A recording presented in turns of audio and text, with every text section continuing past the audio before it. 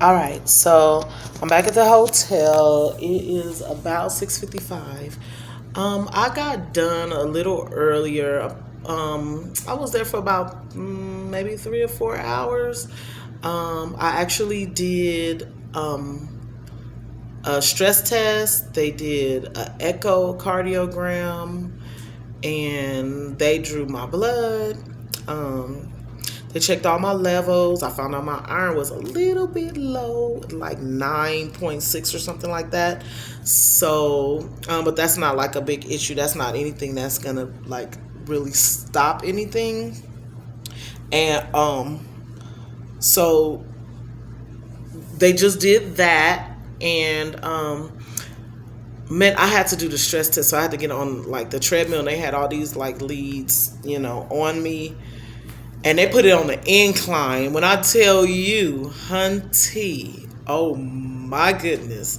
I was like, what in the world? Are we done? She was like, okay, we got to get to your heartbeat, whatever your heart rate for your age and everything like that.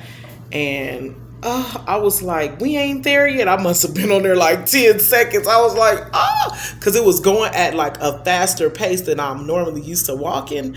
And I'm thinking, okay, it's going to start off and I can, work my way up. Nuh-uh. It was like, and it was on the incline, and the incline was like steep. And I was like, dude, when I walk up hills in real life, I go slow and I pace myself. But this was like at a pace, like gingerly. And I was like, oop, we ain't done yet. And finally I made it, and I was like, I was huffing and puffing. Oh my goodness. I started coughing at the end. I was like, my throat's still dry. I've been drinking water.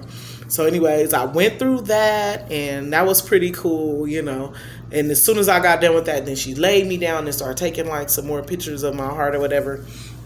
And so then after I did that, I went in and had the consult with the actual physician, the surgeon.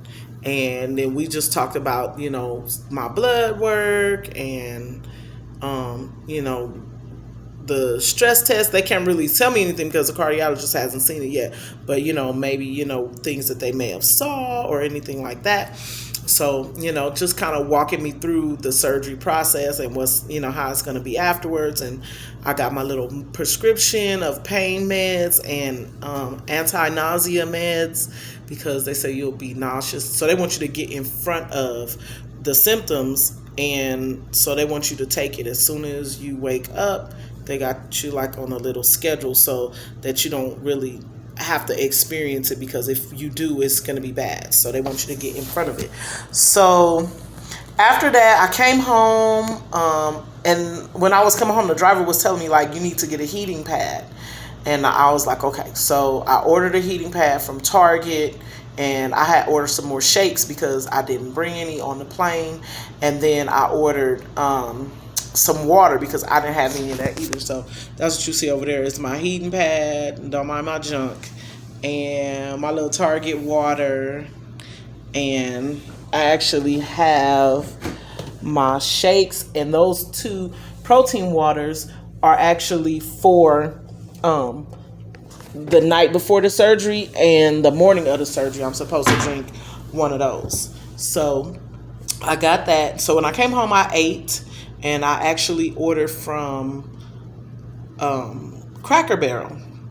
And I ordered the steak, and I ordered some greens, some green beans, and broccoli because they give you 3 sides.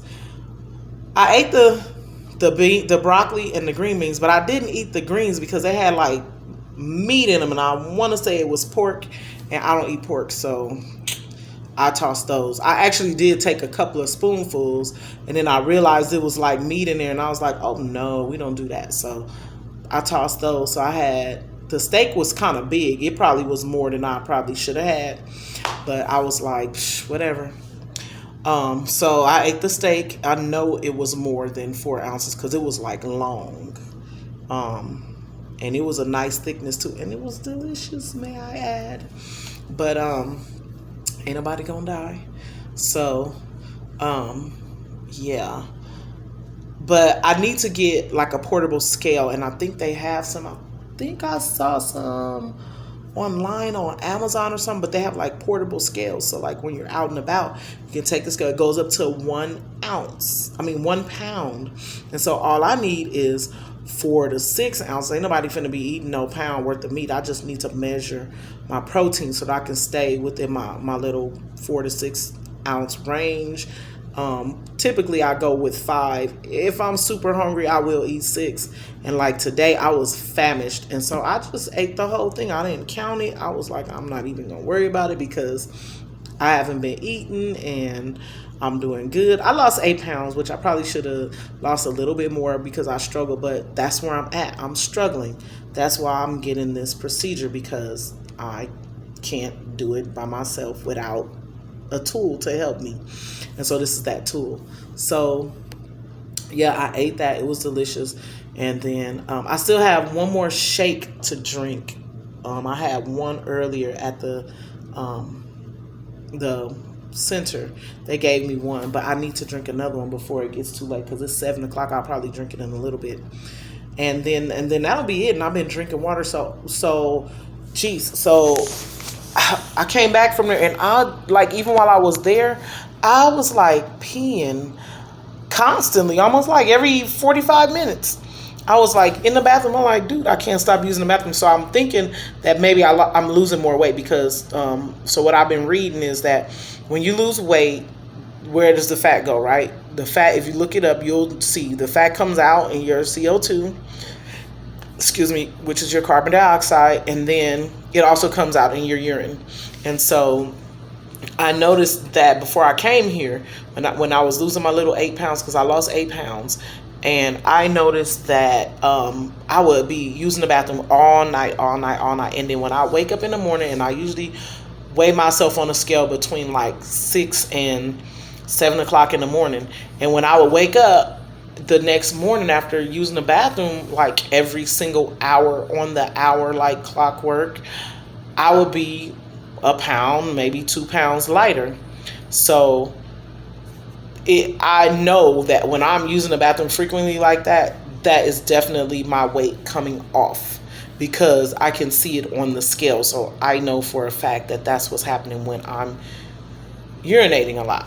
So anyways, I'm thinking hopefully, when I get on the scale on this day of surgery, I'll be in my 320s. And I was 328 when I left Indiana, but when I came here, I was fully dressed, because I usually weigh myself in the nude.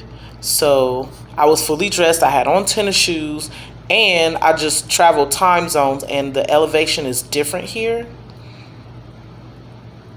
than it is in Indiana, because clearly Las Vegas and Indiana are at different sea levels.